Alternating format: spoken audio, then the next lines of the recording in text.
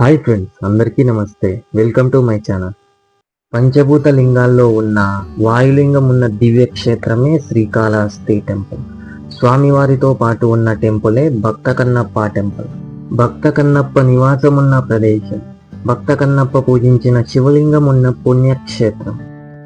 శ్రీకాళహస్తి ఆలయం లోపల నుండి కూడా కొండ మీద ఉన్న భక్త కన్నప్ప టెంపుల్ కనిపిస్తుంది.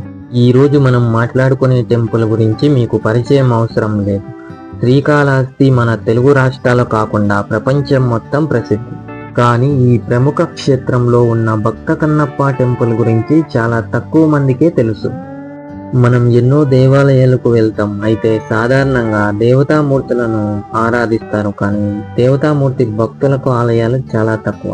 ఇలా అరుదైన ఆలయాల్లో ఒక్కటైన శ్రీ భక్త కన్నప్ప దేవాలయం. ఈ ఆలయం గురించి మనం తెలుసుకుందాం. అందుకు వీడియోని లైక్ చేసి మన కొత్త ఛానల్ని సబ్స్క్రైబ్ చేసుకోండి. వీడియోని చూస్తున్నారు కానీ మన కొత్త ఛానల్ని సబ్స్క్రైబ్ చేసుకోవడం లేదు. Please subscribe and support.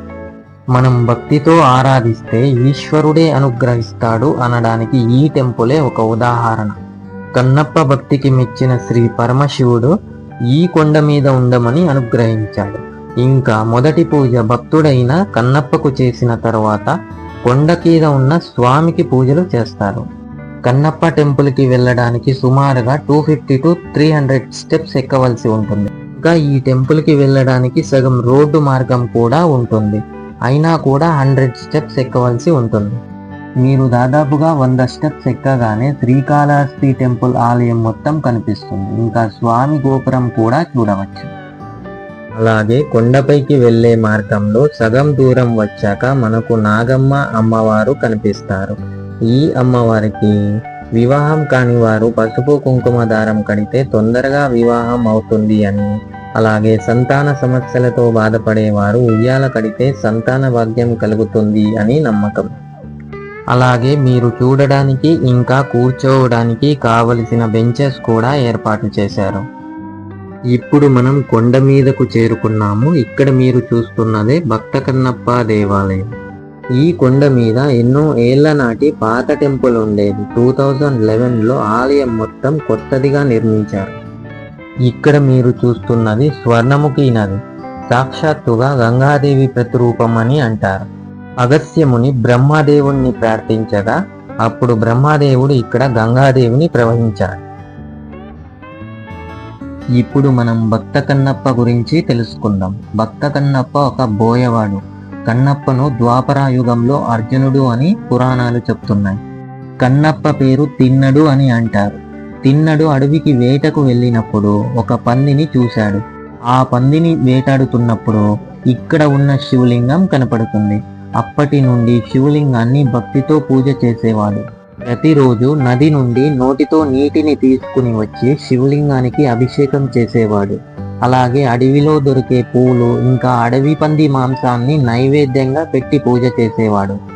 మీకు ఒక వీడియో డిస్ప్లే చేస్తాను. కన్నప్ప ఎంత భక్తితో దేవుణ్ణి ఆరాధించాడు అని మనకు తెలుస్తుంది.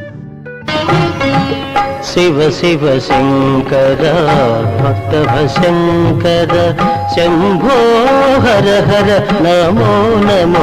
ఒకసారి మీరు ఈ వీడియోని యూట్యూబ్లో ప్లే చేసి చూడండి.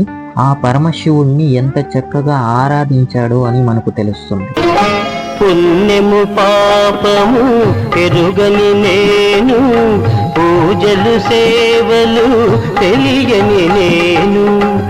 ఇలా తిన్నడు భక్తితో పూజ చేసేవాడు. ఒకరోజు తిన్నడి భక్తిని చూడడానికి ఆ పరమశివుడు ఒక కంటి నుండి నీరుని కార్చాడు. అప్పుడు తిన్నడు నా స్వామికి ఏదో జబ్బు చేసింది అని అడవిలో ఉన్న ఆకులు తెచ్చి కంటికి పసురు వేశాడు. అప్పుడు కంటి నుండి రక్తం రావడంతో తిన్నడు ఏదో తప్పు జరిగింది అని తన కన్నుని తీసి స్వామికి పెట్టాడు.